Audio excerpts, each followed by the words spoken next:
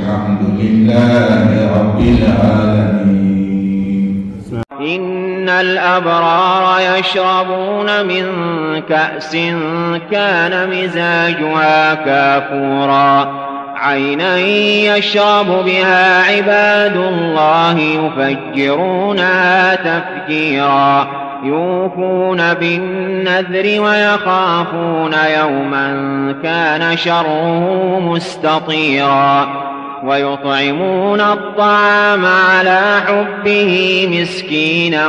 ويتيما وأسيرا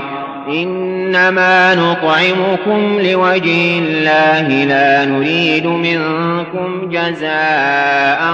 ولا شكورا. لكم إبيغا النبي تخلم ما هو يمورون عند النبي نانيا تخلم ما هو كتندرو مكوغا مكارانا مغبي عليه السلام أنن كيلون تغوكو يفابان كلانو يعني أني ديما تنابري أني ديما تدواني أني ديما نحقلون تاكوندي kallen yandi fabani bogono gonga nkedan ken qattengini ken killibane yayi orum mun to nyani khumbene nan tala timeni o yakun to nyani khumbene nan ti furujanto ona burun to nyani khumbene nan ti kheye komengana kebe wara dukane kenyani an kallenga faban kallano beni go maga Senegal ya khayaren pay iya ikundu iga sugunu iga simmene do faban kallen sinonga Quran tange nokku nyani agi maga iga Qurani tangana ibe gani godere kay ande wara dukane ande sadaka jariyani manne medeberi serebe gana Qurani tanga anda sere sukharawundi anta qenga barajenga serebe gana faban kallana dema anda nabini taqallem ya arjanna alayhi salatu wassalam kenyani ogangonni kenya wuro ade kiye sugubande lellensu nonyonqi na khakhiri katikuya na kana burello ren koy gay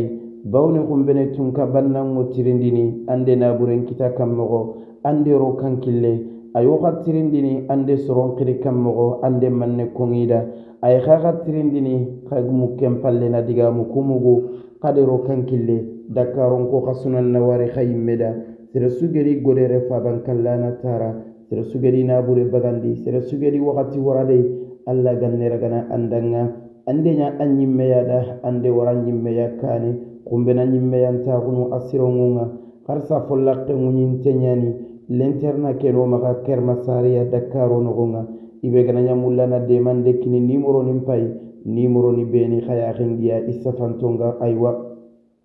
fe video ke kana kun nimero ni khiri web ngay orange money ngay khagani khiri ma demande nge jofia ibe gana roti kebe ambakati kenya yukumbene nema kebe gam magafini filiani imma allah na nema kereganga anna wori seretana magaga gollini tay walma anan kere bakka nema kenogonga ananya khenga gango nyani katti khay na khanyon qikatti kuya nimero web ni ya fayke kundu walma orange money malin khallengay senegal kha khallengay allah ganni be sutugana ti gollenga kayani gango conference be ganya daru magagir conference ke timmante mori keni joppadi nyai ade sere sugero ti kebe nan duwada o mamma yogo bane tan kerege de wujunu filli ado kenyalli to nan duwida ili opere for de 300 royalty fo khade fo tanariti kundunyani asuga duanne murunu hamme kotendia o mamma yogo kankawa opere ne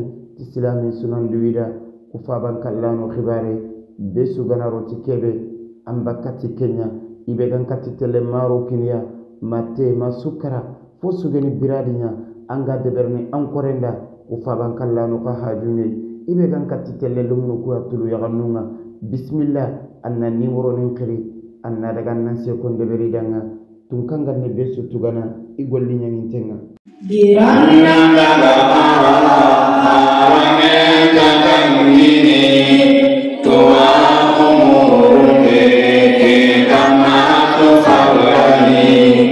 nahutu bambalo nalawara nahutu bambalo nalawara koda sulung kane nahutu amira dumake wajadi